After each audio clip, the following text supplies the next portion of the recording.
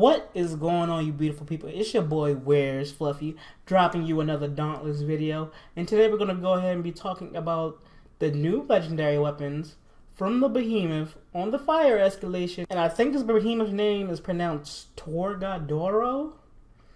I'm not 100% sure. Feel free to correct me if you want. But we have a couple of the weapons that I farmed pretty hard to get. And I just want to go ahead and kind of show them off and then talk about them and just basically tell you if they're worth getting. Now, if you don't want to like really hear me ramble too much, but you want to check out the weapons themselves, definitely feel free to skip ahead. I won't be mad. I definitely have clips you be able to check out and see for yourself. So before I even go over like the build or like just what I'm taking and just go ahead and start, I want to just go over the weapon itself. So the text is pretty small, but its legendary ability is you enter a rage gaining no attacks for 15 seconds. You deal 25% more damage when a target is below 50% health. Again, usable once, but resets on behemoth kills.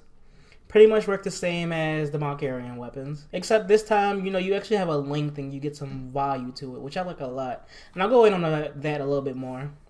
You can pretty much see the armor I'm taking. And just going to go ahead and show you what cells I have and what. If that helps you in some way, shape, or form, I guess. And then I am running Drasky because I do like a little bit more damage, especially when I'm in that frenzy position, even if it's only for 6 seconds. I like it. And then the conduit cell in there. This is the overall pretty much perk summary of what I'm running. I'm not going to go over everything. But I pretty much built it like this because, as you'll see, it's pretty much a like super strong weapon when you enrage, especially under that 50% threshold. You're doing a lot more damage, so I took overpower to keep on adding to that damage because you can actually stagger pretty easily or get break parts and put the behemoth in a staggered state in order to keep dealing more damage. And obviously, like I like running Half-Life builds, so I have rage to stack on damage I already have. Sharpen just to help those break parts happen a lot faster, so that's kind of why I took that.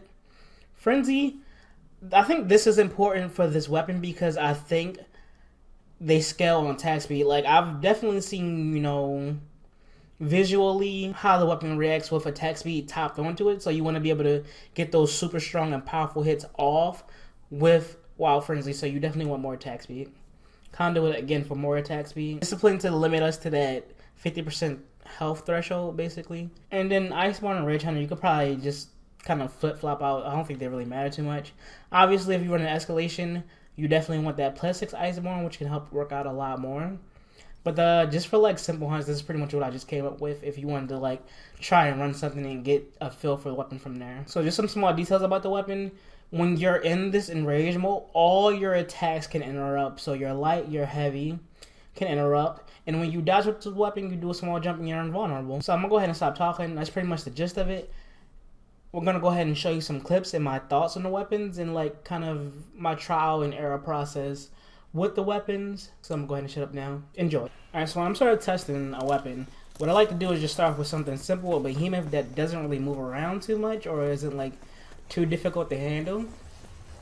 And plus I know Drasky's enraged state doesn't really come too often compared to like others, so this is pretty much like the perfect behemoth to go ahead and test on. So we're going to go ahead and whip his ass. Now obviously it has the details to pick. The gauntlets are best used when the behemoth's at 50% health, so we're going to go ahead and wait to pop our ability then. Alright, so it's at 50%, so let's go ahead and get started.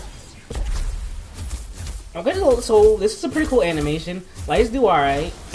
Heavies look like they do fucking insane amount of damage. I might be wrong, but I feel like they might scale off of attack speed a little bit too. So you can get those heavies in faster.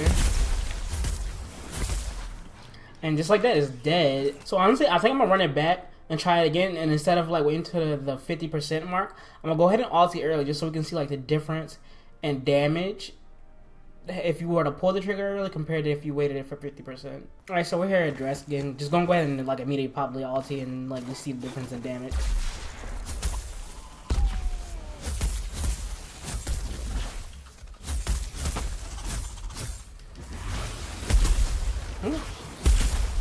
That actually doesn't seem too bad.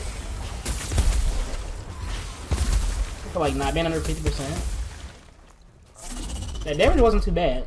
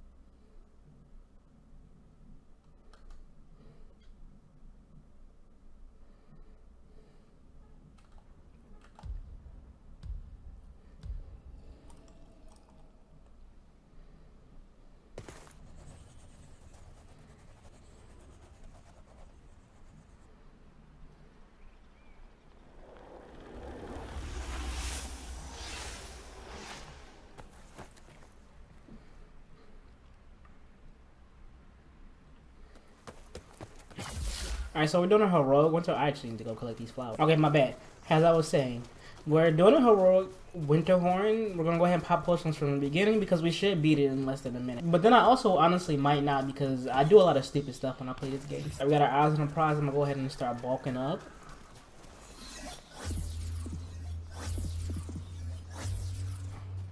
So everything should pretty much be at its like highest potential. We're gonna go ahead and just do the regular shebang, and then under 50% we'll pop it off.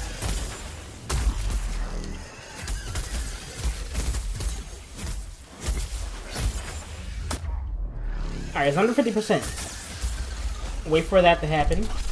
Dodge. Bang. Bang. Attack speed insane. And I think attack speed does help with like the heavy actually. Doing a good bit of damage.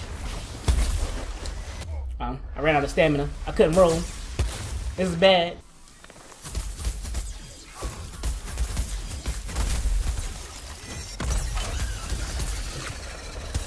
Alright, we got him.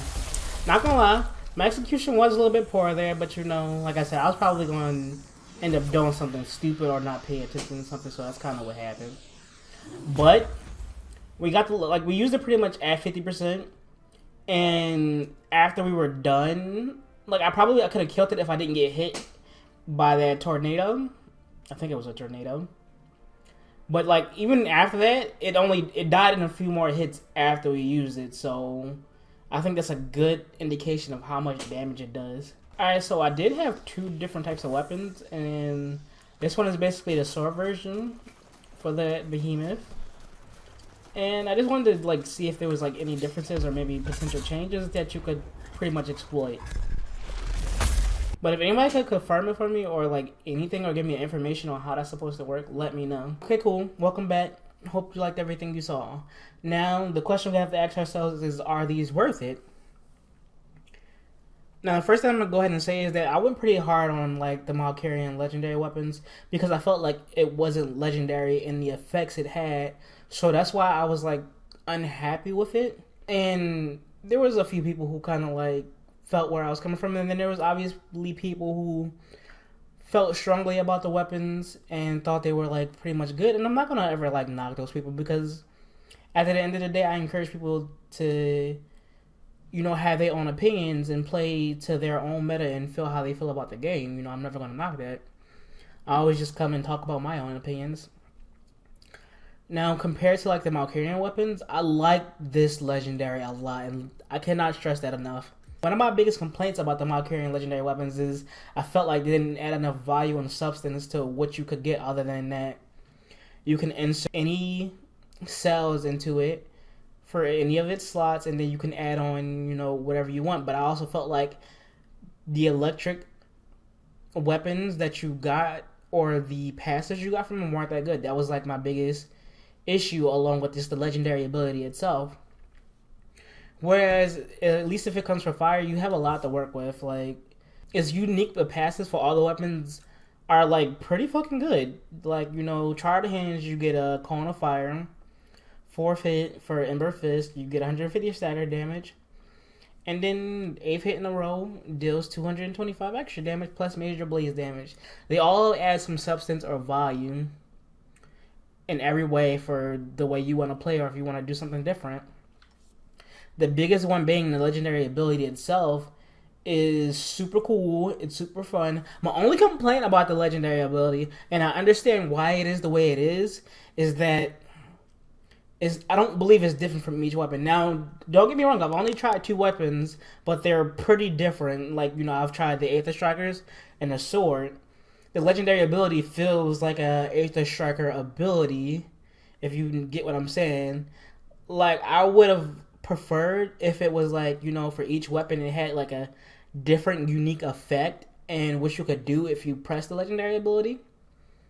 Because they just feel so much like Aether Striker legendary ability. Like, if I use the repeaters, I wanted to feel like, you know, if I go into like this new cool enrage mode, I'm still like, you know, ranged and I can do something different or like shoot like freaking fiery rockets or something like that. Like, obviously, like, you know, it's not fiery rockets, but like, you know, something cool and different. I don't want to use the repeaters and then they turn to Aether Strikers, and that's pretty much how it worked. But I understand, obviously that would have been a lot of work. That would have been like a lot of things to try and figure out and try and balance. So I definitely get that. But that's like literally my only complaint. Other than that, like I think these weapons are godlike and can actually go pretty far. I think they do have a good chance of like being viable in terms of like how fast you can destroy behemoths because of that rage mode.